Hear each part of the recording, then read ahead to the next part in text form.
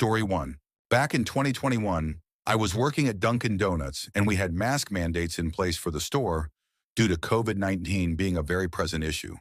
It was probably around February at roughly 7 p.m. when some guy walked into the lobby without a mask on. As required by my manager, I was obligated to deny service to anyone lacking a mask. So as orders followed, I politely asked this guy to put a mask on or I would not be able to serve him. He responded to that with, "I don't wear masks. You should have signs posted around the store saying masks are required." So basically, this guy had walked blindly into the store and missed all 12 mask requirement signs that we had posted up. After reporting this to the current shift manager, she just told me to serve the guy so he would leave the store. I went back over to him to ask him what he wanted. He ordered a hot tea with sugar. So I proceeded to make his tea and place it on the counter in front of him. At this point, this guy was very fed up with me and was concerned about the white powder I put in his tea. I responded to his concern in a pretty aggravated tone because at this point I had just wanted him to leave. "Sir, you mean the sugar you asked for?" He kept replying with these persistent claims that I had put some kind of toxic substance in his tea and kept demanding that someone else in the store made his drink. Normally, if someone had an issue with their drink, I was pretty easy going about it and would just make them a new one. But at this point, this guy was really getting on my nerves, and I told him that he would need to pay for a new drink if he wanted it remade because there was absolutely nothing wrong with it. Eventually, he agreed to pay for another drink and left the lobby. This guy started to become pretty threatening at one point because after leaving the lobby, he just stood outside in basically a whiteout blizzard, staring at me through the window. At this point, it had been about a half hour, and this guy was still standing there with, I swear, about an inch of snow on his shoulders and head when some snowplow driver walked in and noticed him.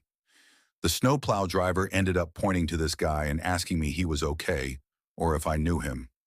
After that, this guy who had been staring at me for the past 30 minutes for some reason started to look very uncomfortable, and I kid you not, threw his tea into the air, turned around and started full-on sprinting to his car. He slipped and fell on his back about 4 times before he made it to his vehicle, and while in the parking lot floored the gas, taking off down the road, almost completely losing control and spinning out into a salt truck on its way down the opposite side of the street. The next day, I had found out this same guy had been detained later that night because he was supposed to be on house arrest. This was by far one of the strangest encounters I've had, and if I had to describe it in just a few words, it almost didn't even feel real.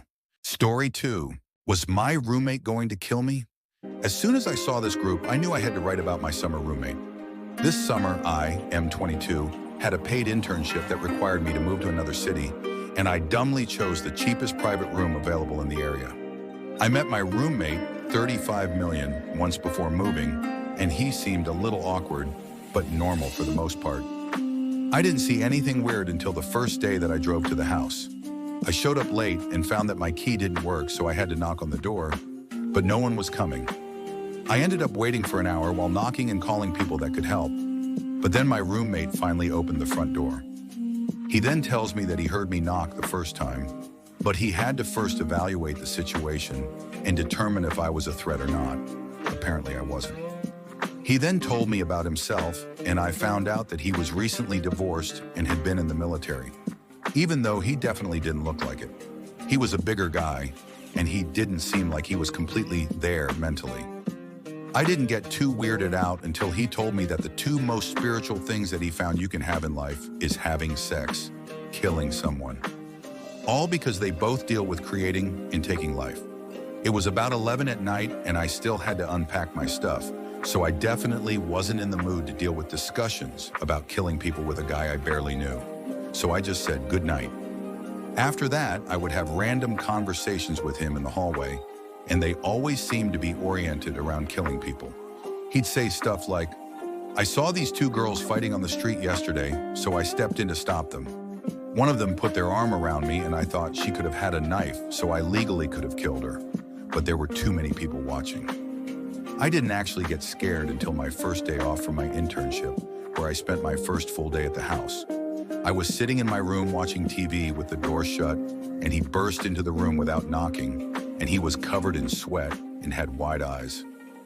He looked like he was surprised to see me in there. He immediately started talking about how demons and evil spirits were in our house.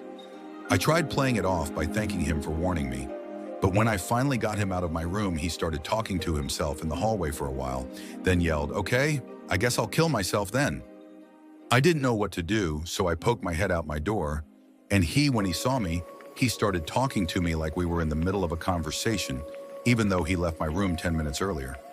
He then talked about how his parents were so excited that I was living with him, and they were looking forward to meeting my parents. I must have missed that memo about that plan. He then talked about wanting to start an app with me where we would help people like him get over addictions. I found out later that he was on a ton of medications. He was getting more intense with every minute, and I eventually just told him I had to leave and packed to go home on an unplanned trip for the weekend. The rest of my summer was filled with trying to avoid him, and he would send me weird texts like the one above all the time. It was kind of hard because I could tell he was struggling, but I honestly started getting nervous every time I saw him because I didn't know what he would do. What do you guys think? Story 3. 10 of us left our work on Monday, and it feels so good. Warning, long story. So up until Monday, I was a lead shipper, receiver, and forklift operator for a regional healthcare company. I supervised 5 people in my department. Unlike many industries, we never shuttered during COVID. We kept everyone throughout the pandemic. What's more, nobody caught COVID during the time due to, due diligence on our part, as well as having a COVID immunization clinic that came to our door. So while the office staff was successful in negotiating raises to stay at home, we got to thinking, our cost of living has gone up. Gas became more expensive, and we still have to come in. Why aren't we allowed a sizable raise? I mean, the sales staff only have to come in 1 every 2 weeks for half a day. Why should they get a big raise when we still had to drive in each day? HR came in twice a week at best, and our accounts payable, receivable person hadn't been in the office for 2 years. Trust me, we know. 10 of us, myself, my 5 staff members, and the 4 janitors who somehow fell under my supervision, I don't know how, sat down and decided to do something about it. We brought our concerns to HR. We asked for simple things, really, a 15% raise per person, as that's the average rate that the office drones got. We also asked for 3 extra vacation days off per person, as nobody in the crew took sick days. I asked for a new forklift, as one we had was dead, and the other was nearly there. We basically told HR that we were overworked, underpaid, and pissed off, and that's not something they want the people who distribute their product or keep the facilities in tip-top shape to be. HR scoffed at it, proving how clueless the department is. The rep wondered why I couldn't use a forklift that wasn't dead but still running. I mentioned OSHA regulations, but that flew over their heads. I mentioned how I personally arranged for the COVID shot clinics, and even though I showed them the paperwork, they thought that I was full of shit. But when they said they didn't have the money, that's when shit really hit the fan. I looked the HR rep straight in the eye and told her that being lead in the logistics department, I knew exactly what was coming in, what they paid for it, and what they were selling things for. Yeah, I know bills of lading and invoices. She didn't have a response for that outside of stammering, saying that there's more than that. So we left the meeting not a dollar richer and even more frustrated. But I did have an ace up my sleeve. One of my oldest friends from high school was promoted to vice president of logistics at another company. When I informed him of my issues where we were, he said that they were looking to staff a new warehouse. We started to discuss numbers, and after a week he was able to offer the 10 of us employment contracts for everything we all asked for, but was denied. 15% more than what we were paid originally, extra days off, and some neat perks we always joked about wanting, like an arcade machine in the lunchroom and free coffee. Contracts in hand, it was an easy sell to convince everyone to sign. Within the day, everyone signed and had a 2-week notice letter drafted to HR. I delivered them to HR, and after they got over the laughter, they said they wouldn't acknowledge them, saying I was committing industrial espionage. I explained that these were signed, and as I was their superior, I accepted them and wished them well. They didn't like that. HR thought I was full of shit, and I left the office immediately. I told the crew that they didn't accept the letters, but that wasn't their problem. Just carry on. Do your jobs until the last day. Don't talk to HR. They They never came to the back, because EW, it's dirty and dusty. And on your last day, empty your locker. Fast forward to Monday. Nobody in my department shows up for work. They find the locker room empty, my office is cleaned out, and everyone's uniforms are hanging neatly where they belong. There's 5 trucks waiting to be loaded and offloaded, and several people are losing their shit. I don't care. I hold a BBQ at the park near my house, and everyone's invited, including HR, remotely of course. HR quickly calls me and asks why nobody is in, nobody's doing their jobs, nobody's available, etc. I explained to her that we had an agreement that after 2 weeks the crew would be leaving. I put the call on speaker. We could hear the HR person frantically calling people in the office, asking if they knew how to drive a forklift, if they knew where the keys were, and how to shut off the alarm at the dock doors. Also, someone was complaining about a sink overflowing and whatever, but I digress.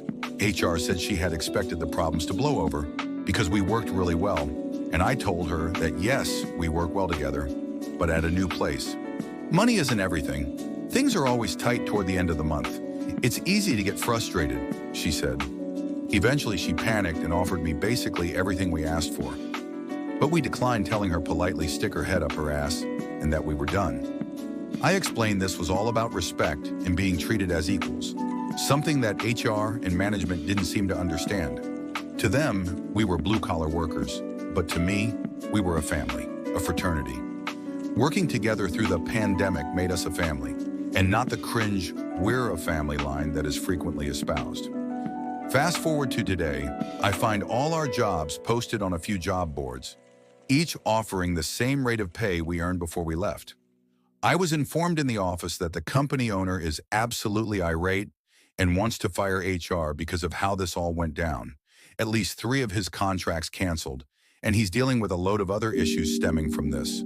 Couple that with trying to hire and train 2 shippers, 1 receiver, 1 order picker, 1 experienced logistics team lead, and a handful of janitors, all properly trained with WHMIS certification and dangerous goods certification and forklifts certs if necessary. I want to say I didn't enjoy how this all played out, but I can't. Sorry. By the way, how did the manager find out? I told him that we all quit via mass email 2 minutes before we were supposed to start on Monday morning, detailing all of this. Every single person in the company directory, vendor, customer, and all, found out. That beer on Monday tasted so good, as were the ribs. Probably better than the humble pie HR had to eat, or the crow the manager ate